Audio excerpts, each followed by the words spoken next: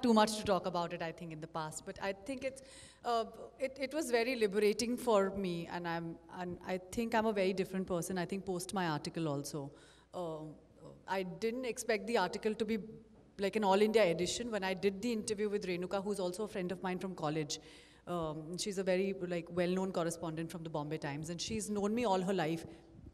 And she just came home and she just chatted about it. And I think one thing led to another, and I didn't even realize that so many things had happened with me as an actor, as a woman. And it was just so liberating for me to just talk to her about it. She took about 2 weeks before she published, 2 or 3 weeks, I think I'd forgotten also about the interview. 3 weeks ke baad, I think she published the article, and she sent me the article on email, and she was like, just proofread it. And I remember I was in Lucknow shooting for Rangbaz.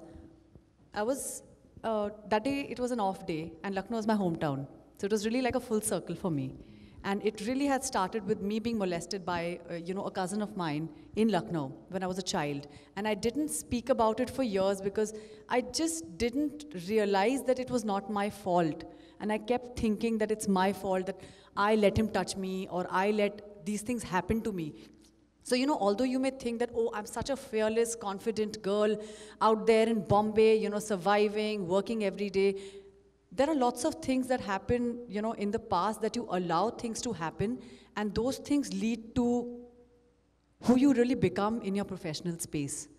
And I think the minute I began the article with first accepting my fault, I said, yes, I was a different person a few years ago, and I would not want to be that person for the rest of my life, because I want to lead by example.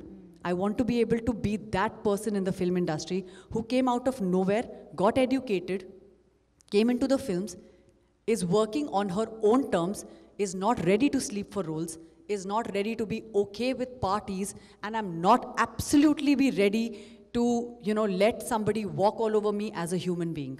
So that's the stand I took. So I think it really did, and I think I realized that through speaking about it, I have really liberated myself as a human being. Forget woman, man. Yeah. This can happen to any of us. It happens to men. And it's such a deep conditioning, sir, because the guys just don't speak about it all their lives. Imagine like some boy who was molested at a younger age by a bus conductor or by a school teacher, by uncles living in those houses. And the conditioning, and I really have to thank my film, because that film really changed my conversations. It changed the way I look at another human being. It can be man, woman, anybody. And these conversations happened through all our panels, because there were 5 women sitting in that panel, and everybody had a point of view, and none of them were wrong, whether it was a 20-year-old Plabita or like a 50-plus-year-old Ratna Pathak Shah or an Alankrita who was sitting there. Everybody had stories. And all of us realized that we are all in the same boat, and there's absolutely no reason why we are pulling each other down. Whether you're a man, woman, anybody, transgender, everybody's been through shit.